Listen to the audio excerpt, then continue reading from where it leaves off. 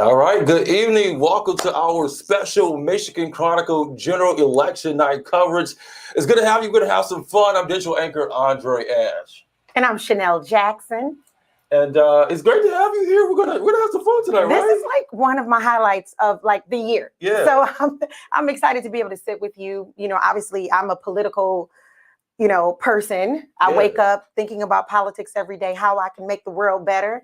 And I'm looking forward to this great conversation. It's very exciting. Tonight is the night It is the America has night. been waiting on. So let's go. Let's get it. The midterms have arrived. So we're going to talk about the state races, the gubernatorial race. That's a hot one, of course. Sure. You got Governor Gretchen Whitmer and her Republican opponent, Tudor Dixon. Sure.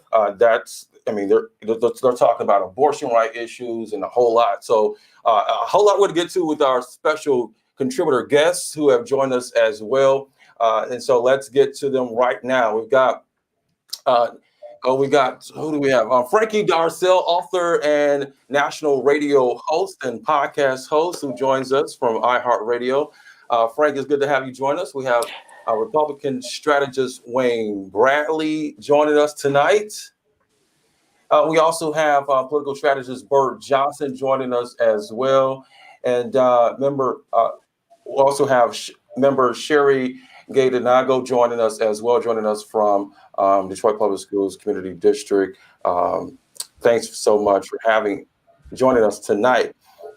So let's get to one of the issues. We're going to go to each person one by one, but feel free to have this very collaborative conversation.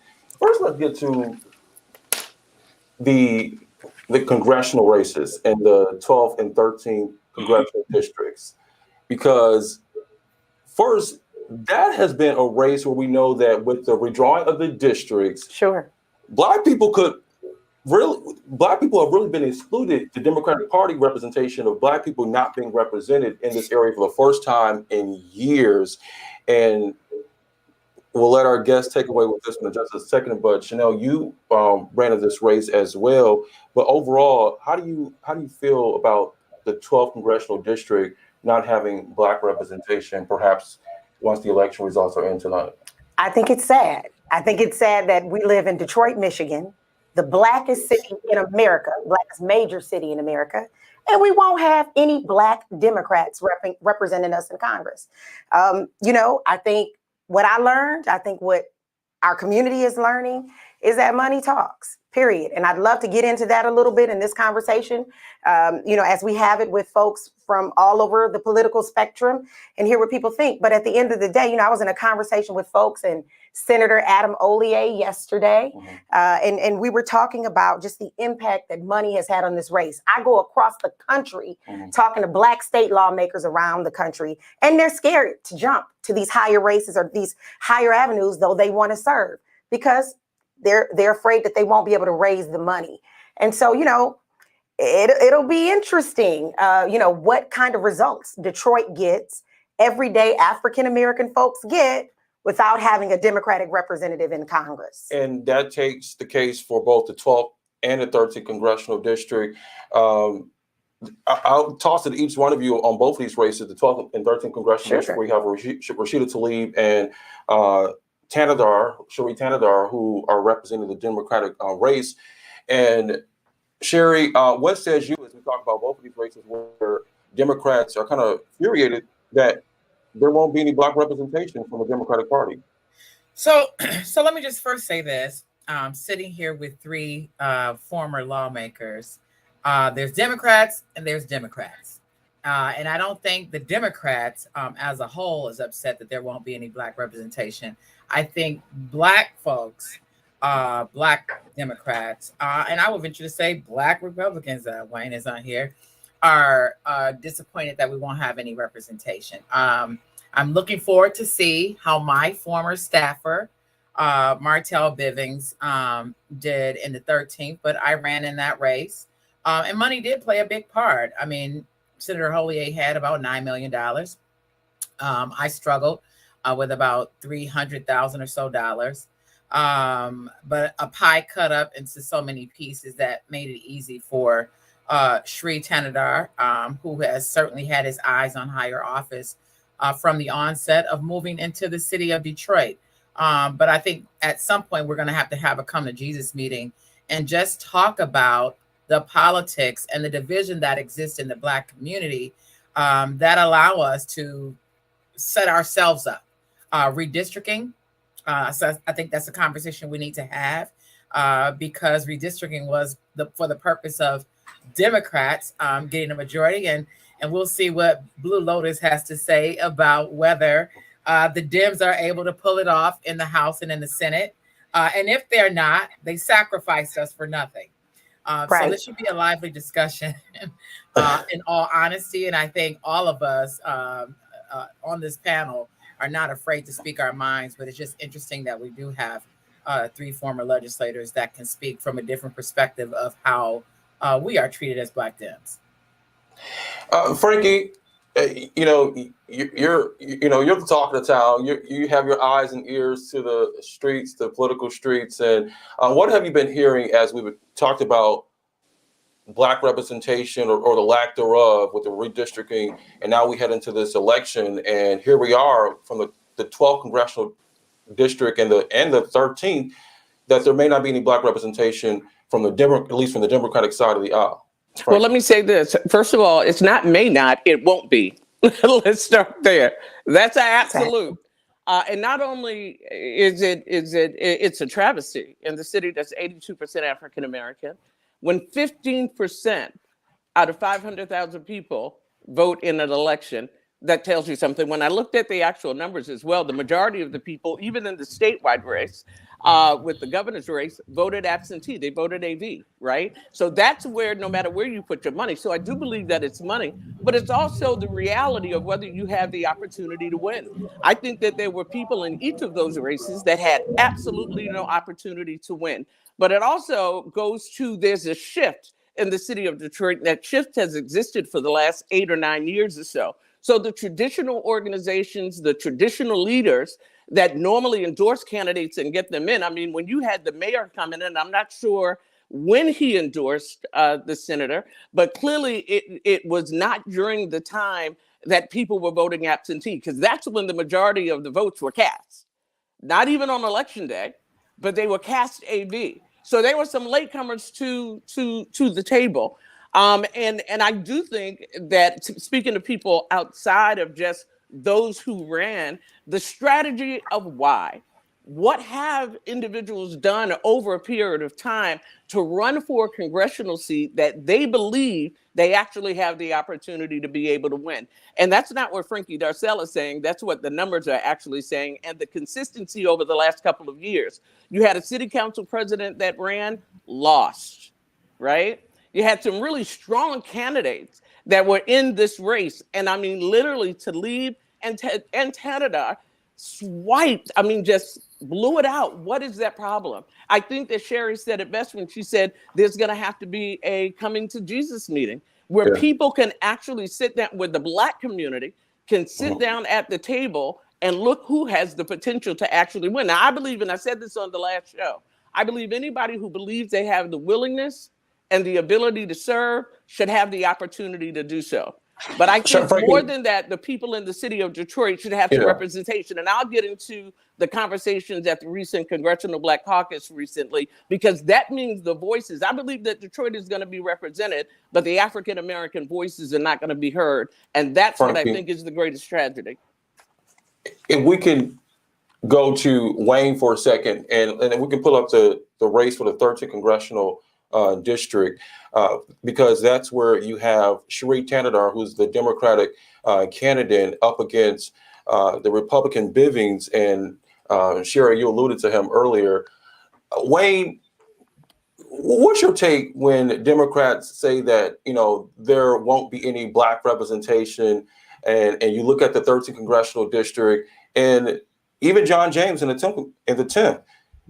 What do you say to that when you see Black representation that is on the ballot, but it's just on the Republican side? Well, I guess that's the first part of it, is that when I keep hearing people say there will be no Black representation, I get a little funny about that, because we have a Black business owner from Detroit that's going to be, in Congress in the 10th district. Now, it's definitely unfortunate that we don't have any representation coming out the 12th or the 13th. that represent the district that way. But it does come down to the fact that we was so many people in those races, and it just split the vote. And now we have these candidates that we have, unfortunately. All right. I'm interested in hearing from you, Senator Johnson. I know that you're Blue Lotus strategies now, but you'll always be my senator. And so I want to hear from you on your perspective on this. I mean, absolutely, with respect to what I'm hearing Ms. Darcel say, what I'm hearing our colleague Sherry say, there are tons of elements that are involved in this process. But as I said, I mean, in my perspective is just one. I'm all over the country monthly talking to Black lawmakers, and the problem is consistent. We are unable to touch the money from our community. Now, we might be able to get some outside dollars from these outside interests, but we're not able to get money to support our efforts, our campaigns, the way that we need to be able to compete with these folks who are not African-American that are running in these races. I agree with Ms. Darcel that everyone who wants to serve should have the opportunity to run. We just want a fair chance, right? When you've got these races, state or congressional races costing $10 million when, 5 years ago, 6 years ago, they were $300,000 in this market. I mean, what does that say? How is the everyday community activist going to be encouraged to be able to run and to stand up? When they're struggling to live, but making a sacrifice, but have all of this energy, and it's $8 million to run for Congress. Is that fair? Well, no, it's not fair. And number one, we're living in a time now where our systems are changing so dramatically right before our eyes that they serve to further estrange us from the political process. The idea of having to raise that kind of money to simply be viable, to simply get up on television, to simply do digital ads, to push a particular amount of mail. You see some candidates, Rashida Tlaib is a fine example of someone who will send you 10 to 12 to 14 different pieces of literature. That doesn't make her a bad person. That means she's very married to what it is that is her process. But the point that I'm trying to make is there are those who establish these systems for the very purposes of keeping the little guy, the small local voice that may catch fire in a community, out of the system. To be clear, the kind of money that has come into the system for a congressional race in the city of Detroit, like we saw in the primary of this year, we've never seen it before. We've just never seen it before. And I think the majority of those who can't gain a toehold enough to win, that is, the issue is one of relatability. And certainly that is then related to one's ability to pay for their message to get up on air. And if you can't pay for it, you're up against it in a way that is it's going to hinder your ability to speak for your community. So it's a growing problem. It's not going away. We have lived with these new super PAC laws for a long time. Now it seems at least a decade, and it's going to grow deeper and deeper and deeper. And I'll just add this one last point. As you see individuals walking away from the private sector with a bag, mind you, a bag, and they then know that they can move their interests into the public sector and they can purchase a spot in that sector. Don't believe for one moment that Sri Tanadar or others like him, Rick Snyder's and Dick DeVos's, don't believe for one moment that they are so altruistic that there is not an agenda behind their presence in spaces like Detroit, be it that they might use it as a stepping stone or it gives them an opportunity to touch certain resources. There's an agenda, and citizens don't know anything about it.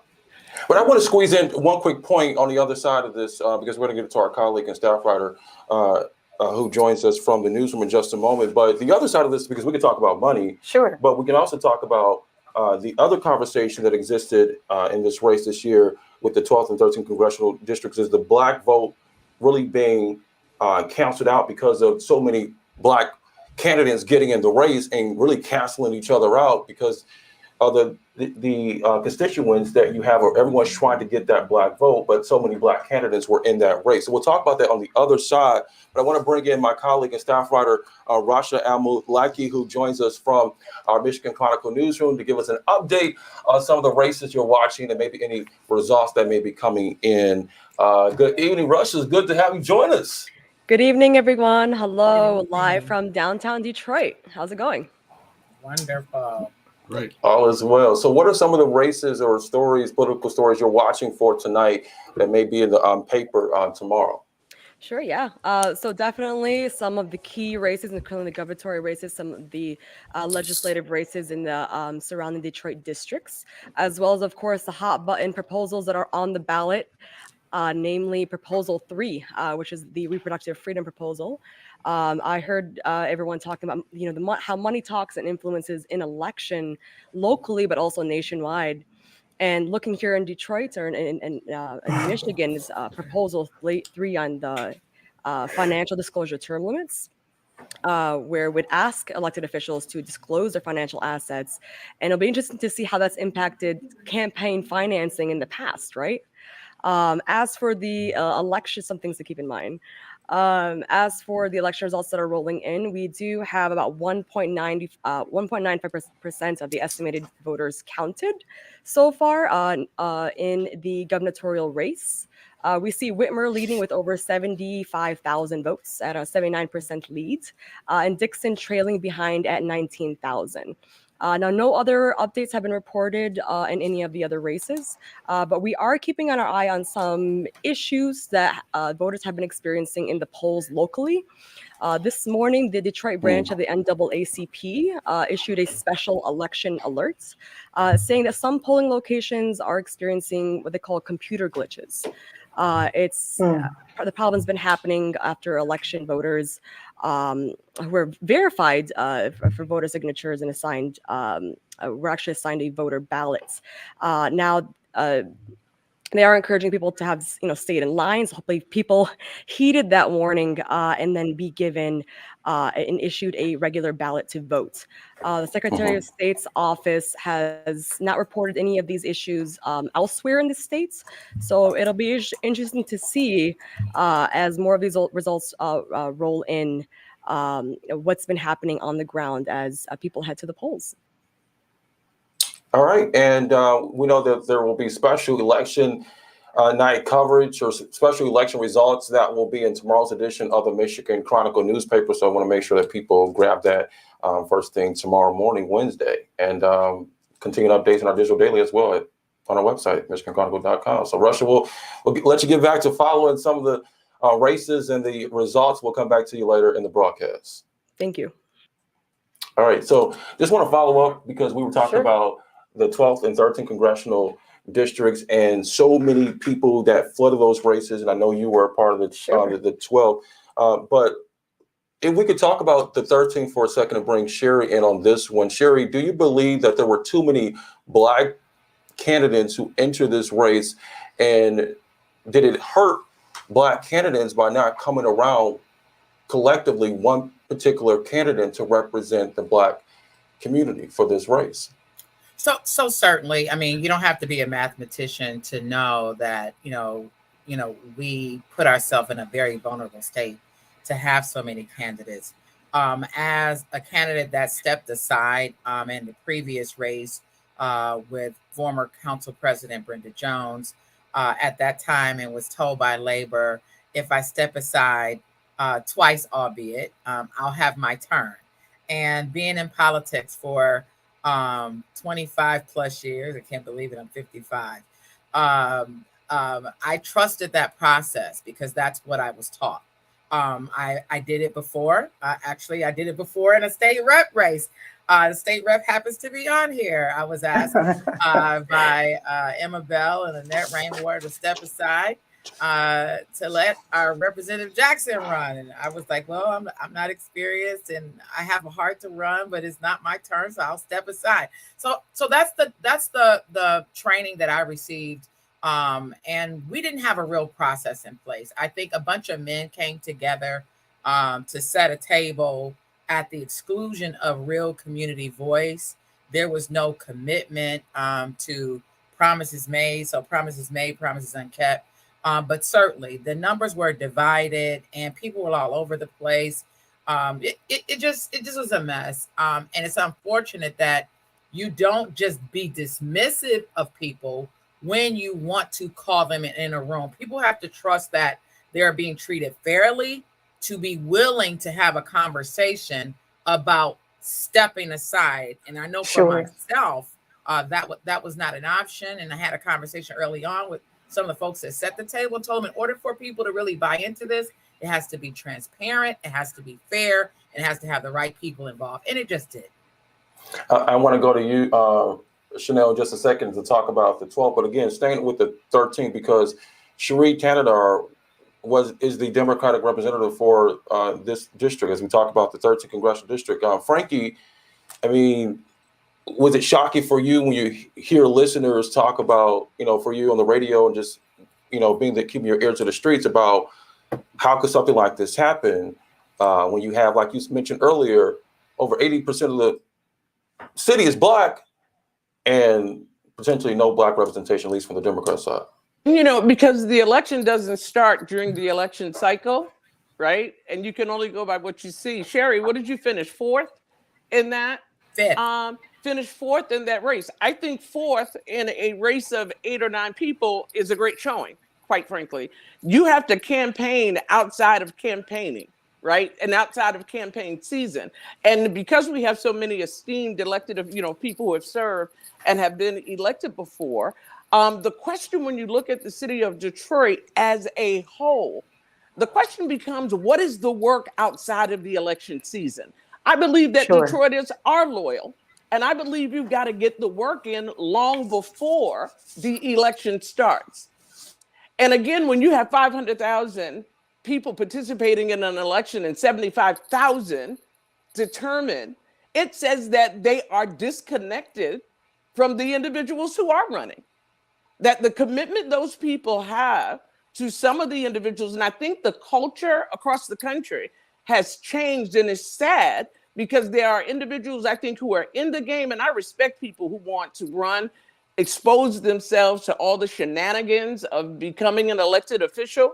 So I respect everybody who puts the skin in the game, but the question becomes, what is the work outside of election season? Because I do think because people believe they've been elected before, that they're still electable, and that's just not the case. And unfortunately, there are some people who are very qualified to be able to run and won't run because of what we're seeing right now, and quite frankly, over the last couple of years, of what it takes to actually serve. And there are some individuals that are just not willing to do that, who could serve the citizens well, and communities across the country, Detroit in particular. I want to get Bird and Wayne in this on this, but let's go to the 12th congressional district race, because that's the race that you got in. Sure. And just talk about that for a moment, because you got into that race. Rashida Tlaib was in that race. Janice Winfrey was in that race, but Rashida Tlaib came out on top. Sure. And what did you think? What type of candidacy is going to bring to this district? I mean, I'm a great example. And I came in last, right? So I would respectfully, though, disagree with what was just said. Mm-hmm. I think you could run a dog catcher for Congress in a lot of these markets across the United States if you fund them. Mm-hmm. I would argue that that's what we've seen. Mm-hmm. I'd argue that's what we have right now in the 13th.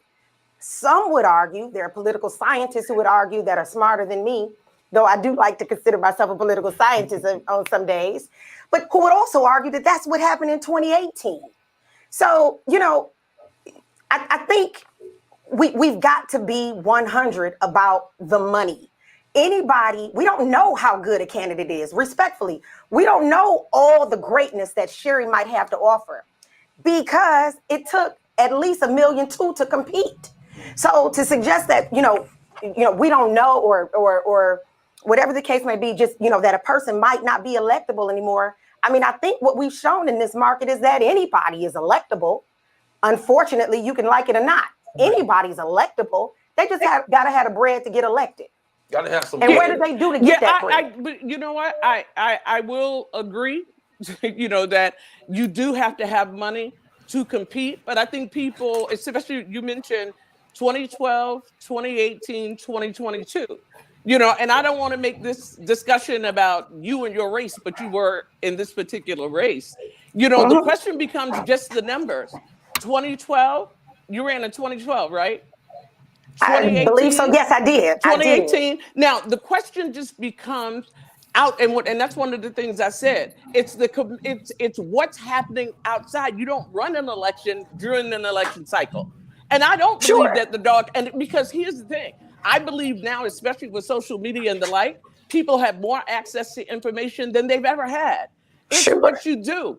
It's what you do. And quite frankly, I think the numbers just speak for themselves. The data speaks for themselves, who's electable and who is not. When you look at Portia Roberson, who actually, this is her first time running in a race like this, she clearly had a couple of things. She had support, she had some money, and showed up and did very well at 13,000, finishing with 13,000 votes. Had a large number of people to vote for her absentee. And she's never been an elected official before, even though she talked about serving in Washington. So when you lose 3 consistent races at some, and that's just what the data says.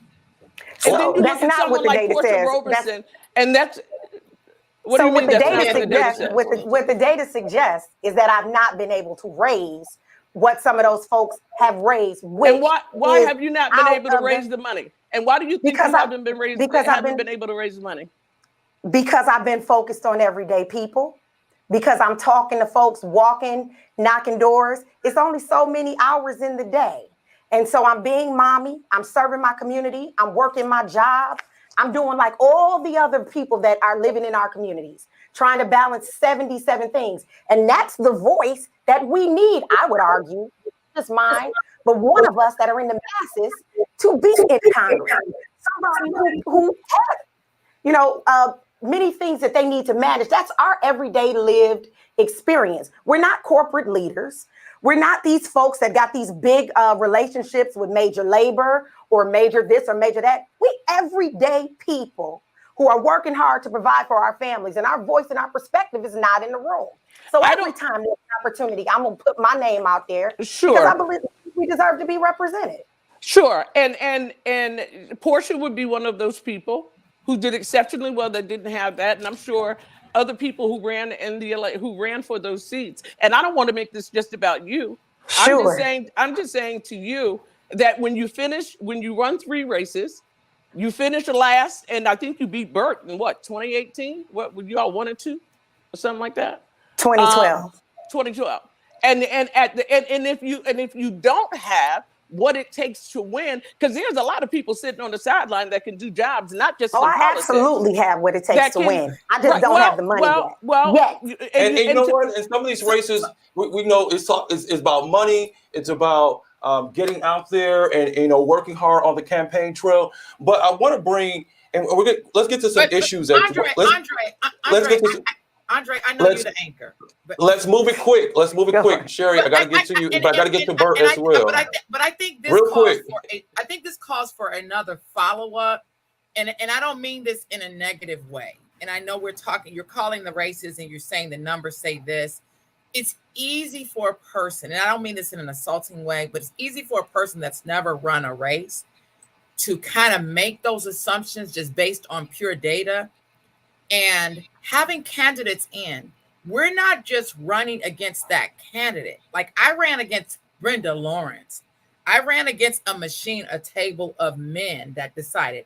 I ran against labor being afraid to make a real decision when the rank and file called me and said, you actually won, but they came out with no decision. There's so many dynamics that we need to talk about. And at the risk of not sounding like somebody with sour grapes, I want to have this conversation first privately, but it's not that pure. But let me say this, and I've been covering Detroit politics from a national perspective for the last 25 years. I get it. So I'm not wearing no emotion on the sleeve. You finished 4th in a race. You're a current elected official. You've been, quite frankly, visible over the last 5 or 6 years. You're serving on a number of communities. And I've seen you over the last 2 or 3 years in communities and in spaces where there were no cameras, where there was nothing but community. And that's probably one of the contributing factors to why you finished 4th. I will say this to you.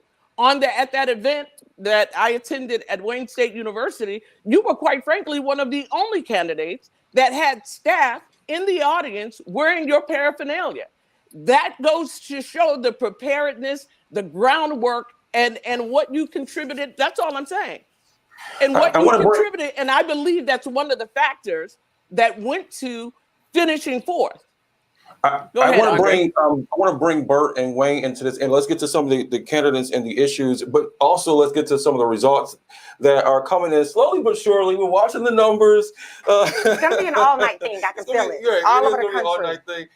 But we've got I got my popcorn. popcorn. Yeah, get the popcorn ready, y'all. But with 0.4% of the precincts reporting, we've got Tudor Dixon coming in at 50, a little bit over 50,000 votes, about around 51,000 votes compared to Gretchen Whitmer at 100,000. So when you look at that in the percentages, Governor Gretchen Whitmer is leading at 66% compared to Tudor Dixon at 33%. So let's talk a little bit about the gubernatorial race. Bert Johnson, you've worked in the legislature before. What do you say about what the governor has had to go through in this first term and dealing with the legislature and dealing with threats, and how she's had to govern during a historic period of COVID and everything else? Yeah, listen, she's had more on her plate than the average governor. I know when she goes to the National Governors Association, her stories are the best in the room.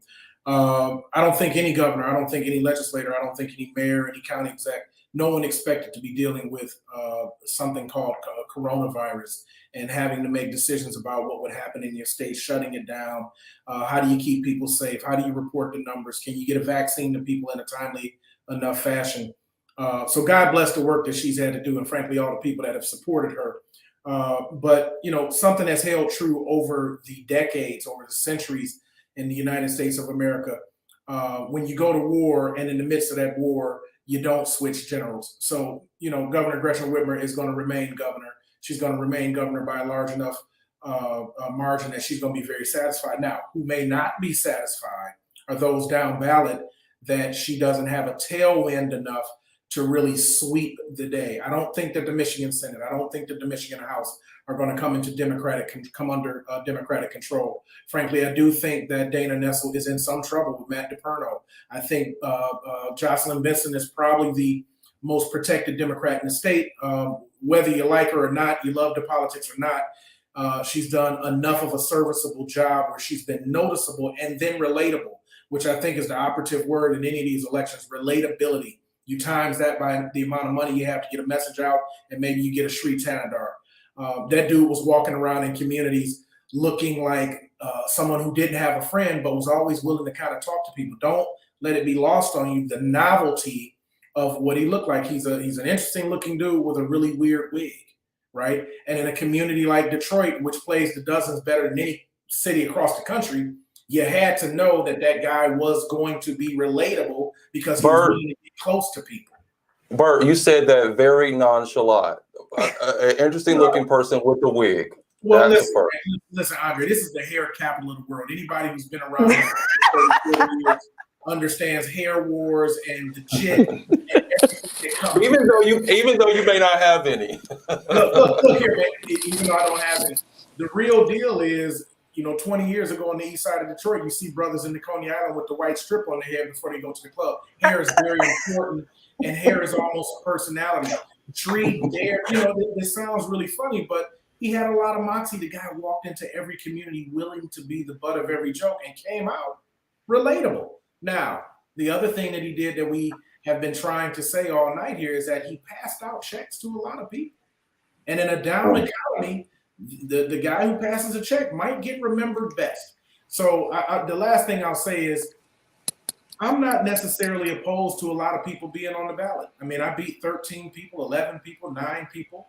I said something to Sherry, my friend here, about running in an area where she didn't have a base. I wasn't saying that as some college professor standing in some ivory tower. What I was really trying to say is the reason that I came in last in a race when I ran in 2012 for Congress, not knowing that John Conyers was switching to the district and I'd be running against the whole United States of America and all of the legislative caucus that there was at the time, I was running in a district where I did not have a base. And I think I said to you, Shanelle, I said, I'm going to have votes from all over this district because I'm going to work the whole district. But since I don't have a base, I'm not going to capture enough of one place. But hell, I'm in the race at that point. I can't back away from it.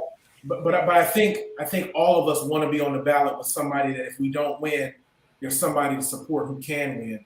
And so the issue in the 13th was very clear. There were a lot of people who were going to get votes. They just didn't have enough staying power with money to get messages up early enough and often enough. But also let it not be lost on you that Sri Tanadar did not get 73% of the people who voted in that election. And it's always going to hinge on turnout. You can't win anything with 15% of the people showing up. You just can't. That's an I was gonna say it's enough Detroiters that are registered to vote to go around. Yeah, That's the root of the issue. So we got to stand up.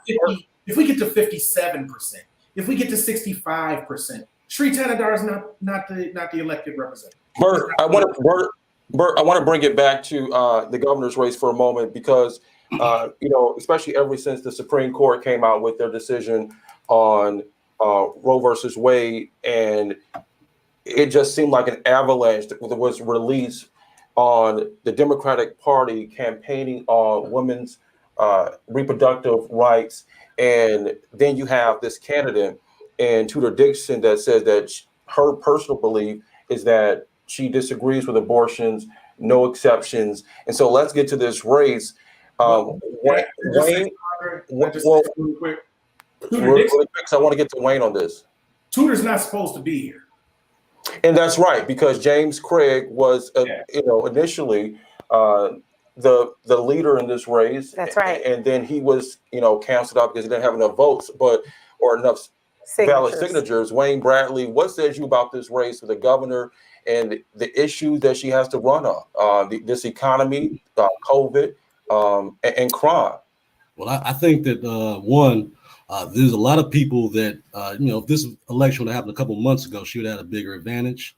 But as time has gone on, people get back to more focusing on themselves and their pocketbook issues, and people are more concerned about their the price of gas, the cost of groceries, than they are with Prop 3 and abortion rights. And I think that watching how the Democrat Party has operated this cycle, as a Black voter in general, as a Black man in particular, I feel like they've just totally ignored a lot of the issues that are concerning us on a day-to-day issue, whether it's jobs, education, safety.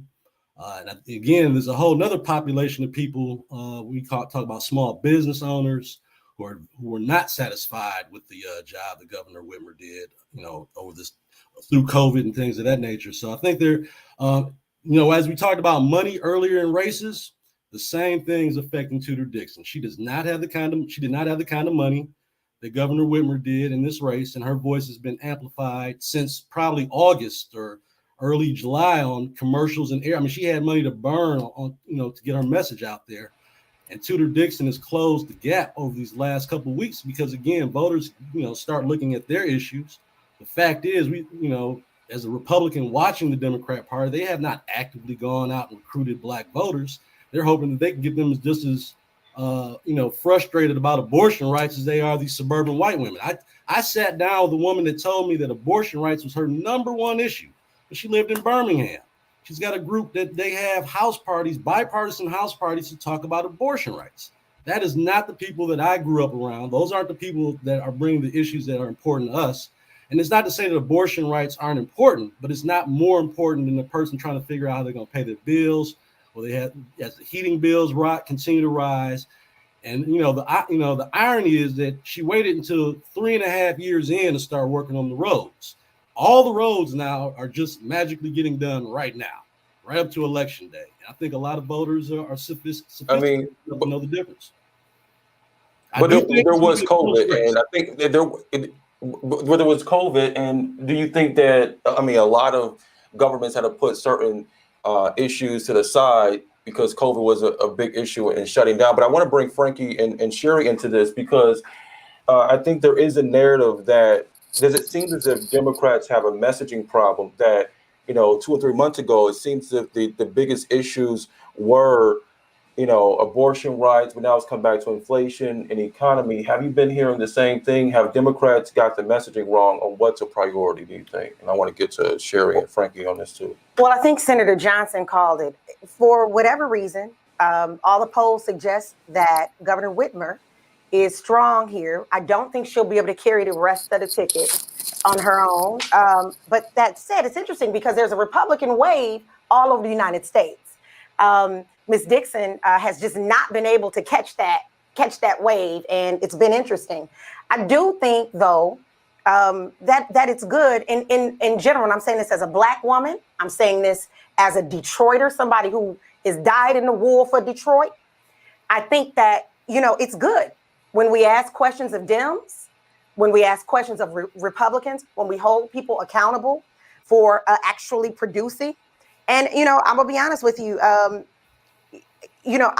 been interested in seeing how some of this stuff, will come out, because what you're hearing is, yes, abortion is really important. Folks want women to have access to health care and make their own decisions. But that inflation, that pocketbook, and what they're paying at the grocery store. My cousin, I got to tell you this, she took a picture of some broccoli and some tomatoes that she had just gone to the grocery store to buy. $8 or $9. I mean, I promise you, and I don't even cook a lot. I'm telling you, that was something all day. That was $4. Let me tell you, a couple of months ago or a year ago. It's been the groceries and the gas station, the price of the gas pump for me. I can tell you, the gas station that I go to, it was literally $3.50 one day, and then 2 days later it would jump to $4.19. 2 days later. So those are real issues that everyday folks like my mother and all those folks that work at the post office or work at the plant, those are things that matter to us. I want to get to Frankie in just a second, but for Sherry, did Democrats miss the boat or miss the messaging or need some self-reflection on what the priorities should have been leading up to this election? Should have been more so on abortion rights, or more so on the economy and inflation, which we see polls suggesting? Yeah, so I think the Democrats seized a moment where we have a national issue because of the Supreme Court's action of striking down Roe, the governor and the Supreme Court having an opportunity here locally to kind of put a stopgap in place. And so having the referendum, the ballot initiative to come in play. But it took some conversations, and I have to give kudos to Planned Parenthood that is now led nationally by a Black woman, as well as an executive director here in Michigan, making sure that African-American women were brought in this conversation, which in many instances, we can be conservative and not be so liberal in our discussion on pro-choice. But we believe certainly that a woman has a right to choose. But many of us, because of our faith, are not willing to have that conversation publicly. I struggled with trying to have women of faith, pastors, first ladies, etc., to have dialogue about this issue publicly, because a lot of Black women were saying that's not our issue.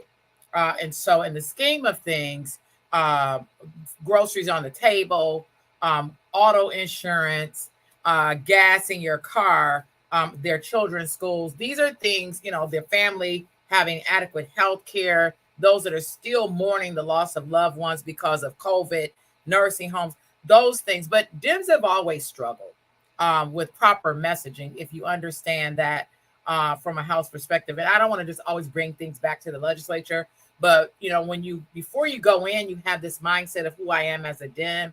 Once you get and you become a part of the system, you learn just how upside down the system is, and it needs to be fixed. And so you need leadership at the party level. And I think that's the next conversation we need to have. We all complained with a number of prior chairs of the party, but I think we need to shake some things up coming forward with the chair in the Democratic Party in Michigan. I want to bring Frankie in. Let's bring Frankie into this. Frankie, what have you been hearing, on the radio show that you host, or the word out on the street when it comes to, it seems to be this Republican wave, where are we right now in this race, in the gubernatorial race, and for Democrats especially? Are they going to get, as Obama said, a shellacking? Well, when 85% of people who are registered to vote don't vote, the question becomes why not, and why aren't they motivated, right? So having a conversation with a young brother who not only called the IRS during COVID, who wanted his stimulus check came on the back end with why he wasn't going to participate in the process because he doesn't believe in it, right? What kind of irony that you would think you should get a check from the federal government, the very system that you believe that you don't want to get excited about. Republicans right now, if you want to call it, Donald Trump's leftover conspiracy theories and the like, they are still motivated and they had a reason to even now participating in this process. The Democrats did not give a lot of their electorate a lot of the motivation to come to the polls, even though, and I agree, the people who participated and are participating in this election are your savvy, very well-read, civically responsible individuals who are going to vote. The challenge for Detroit and the challenge for Democrats is to get issues on the table that will motivate those people who don't normally vote in off-cycle elections in elections. It'll be interesting to see in the next couple of days what that number is, 15%. Back in August, we'll see what happens today. But Republicans find a way to motivate their base to participate in this process. And that's why their numbers are higher. And as I've been looking at what's happening even nationally, they are sweeping races across the country because if for no other reason, they believe that whatever it is that they had, they're losing. That's their motivation. Abortion rights, clearly. The economy, and here's the thing, some of the very people who are affected most by the economy are not participating in the process. That's a messaging issue to galvanize communities to be able to come to the polls to vote. Is it the candidates? Don't know. Yes. Let's get a quick reply from Bert and Wayne, like 30 seconds. We want to get to some live election results as well. I'm going to bring Russia back in because we got some numbers coming in. We'll get to Russia from the newsroom in just a second. But Bert, go ahead real quick. Yeah, I was just going to say Republicans are telling a better story than we are, and they're galvanized around that story. There's a whole body of work called Story Brand, where you decide what it's going to be, the hero's journey, who's going to come in and save the day, who the partners are in that enterprise. And they're selling that story nationally. They're saying, we're not talking about all the seemingly amazing things that Joe Biden's administration has really done for people on the ground. Instead, I see you, Wayne. Instead, we're really talking about Joe Biden's age, how he does and doesn't read so well, right, about whether or not he can run for a second term. And the truth is Republicans are selling a better story en masse with one voice nationally, and they're willing to take it into every market. And they've had it now for about 10 consecutive cycles, going back to the Tea Party. Then we had Trump. Then we had fake news. And we've had one after the other after the other. It's a pretty good strategy. You mentioned Bert. You mentioned Wayne, but I want to get to Wayne. I want to get to Wayne real quick because, it's interesting about the messaging because not even Governor Gretchen Whitmer campaigned in the final weeks with the president, whose poll numbers are down, President Biden's. She turned to the other president, President Obama, who was on the campaign trail here in Detroit a couple of weeks ago, and so. Messaging, imaging plays an important part of this conversation. I mean, Bert said it. That is symbolic. Have struggled on that. But give us the tea, Wayne. Yeah, that is all. That is all. Your eyebrows raised. Yeah, I'm just talking that President Biden had a great success story to tell. Yeah, I'm waiting on those Biden success stories. First of all, I'm waiting on the Biden success stories. We can't help but talk about his age because he's stumbling every time he gets out in the public forum and talks about something. He's forgetting who he's talking to. He's forgetting who's at the events that he's honoring, elected officials that are past or that he's, acknowledging them. So yeah, it's not much to talk about with Biden. Her showing up with President Obama, again, it's all symbolic. It's no more different her throwing on the white buffs and telling you she's Big Gretch. It's all just symbolism, marketing, and I give her kudos for being willing to try it, but she has not delivered for Black voters. Well, you know what? It's interesting because he did exactly what the Republicans are good at doing, shifting the conversation into something that is motivating people. And, kudos to the Republicans for being able to do that because Trump did not show up in Georgia. Trump did not show up in Georgia to campaign with Herschel Walker. So it's no different than Joe Biden because it's a numbers piece and where they're looking at what his numbers are, his approval ratings as it relates to Gretchen, the governor, who was going to do well, and the numbers tonight are showing that she's going to do well. And the interesting, even on the crime, last point, even on the crime, where the Republican Party will not take any federally, any real measures to deal with the issue of monitoring gun violence and on gun issues, but yet made the gun violence issue an issue for the Democrats and running commercials in every market and putting the gun violence and the issue that they don't even want to vote on, don't even want to deal with when it comes to reshaping how we deal with assault weapons in this country. And then they say Atlanta, meaning black folk. Then they say, and in Chicago, meaning black folk. And even in Michigan, when they say, and dealing with, and in the commercials, they'll say Detroit, meaning black folk. Chicago has the toughest gun laws in the country, and it just does not seem to work. So let's take a pause. The law. Wayne, let's take. Thanks for that, Wayne. Thank you. Thank you very much. No. But let's take a pause, because speaking of numbers, let's go to Russia. My colleague Russia Amulaki, who joins us from our newsroom to give us some of the races we are watching tonight, and then we'll wrap up with final thoughts. Russia, what are you watching? Because I know some numbers are coming in both the gubernatorial race and some of the congressional races as well. What are you watching? Absolutely, Andre. We are seeing a slow crawl of race numbers coming in. For the gubernatorial race, we have about 6% of the estimated vote count coming in, with incumbent Governor Whitmer leading with 163,000 of the votes, about at 55%. Dixon trailing behind at about 43%, as well as the other candidates. Moving on through to the proposals on the ballots. We have the proposal 1, which details public financial disclosure and the term limits. At currently, 70% of the counted estimated votes are in favor of passing this proposal. And proposal 2, looking at the promoting the voting constitutional amendment to the right to vote, some of which these voting policies have just been existing in statute. At 122,000 of the estimated votes voting yes and passing this proposal, 64,000. And then looking at one of the most controversial, if not the issue of the election, is proposal 3 of reproductive freedom. We see over 143,000 of votes have been counted in favor of passing this proposal, which has been endorsed by the Michigan Chronicle, looking at about 62% of the votes. Now, we do see also a slow call of some of the other elected official elections, including Attorney General.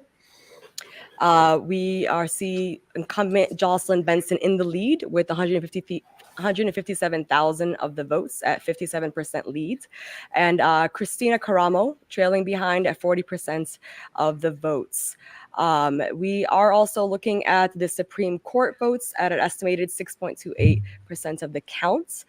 Richard Bernstein is leading with 36% of the vote counts, trailing behind by Kyra Bolden, who has been endorsed by the Chronicle, at 24% of the votes.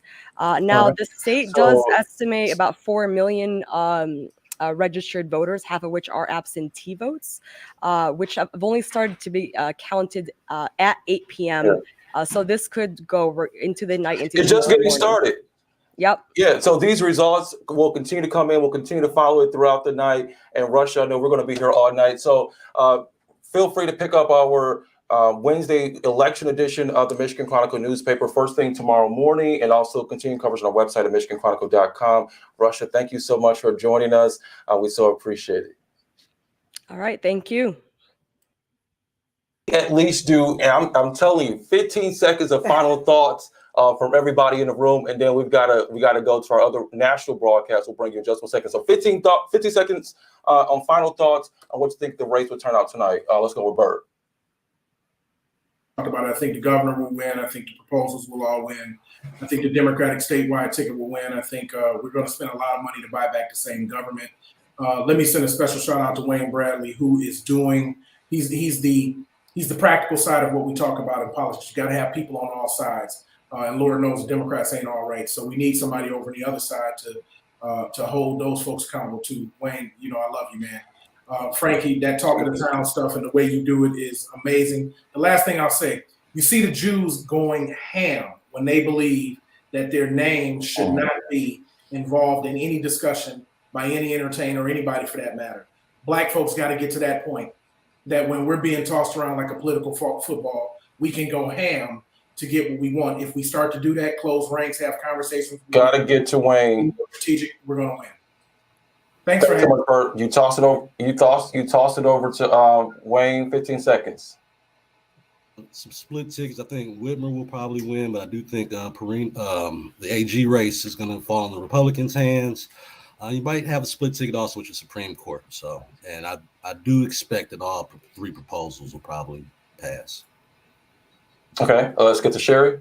15 seconds. Yeah, so Mears has already called Prop 1. I believe 2 and 3 will follow in our favor. I agree there has to be a stronger Black agenda. And so after this election is over, I think we need to redraw our attention back to the redistricting lawsuit that is still ongoing, that I am a part of, and like to have a conversation with all of us, Democrat and Republican, because until we come together, as Bert has highlighted, like the Jewish community, we will continue to see the lack of support and investment that we should have as Black people, regardless to our party ideology affiliation. Yeah, got to get to Frankie. Final thoughts, 15 seconds. Yeah, shout out to anyone who wants to serve and lead the community and open themselves up to make where they live a better place. I do want to shout out as well my friend, my soror, Janice Winfrey, the clerk, who, at the loss of her husband this week. Definitely sending love and prayers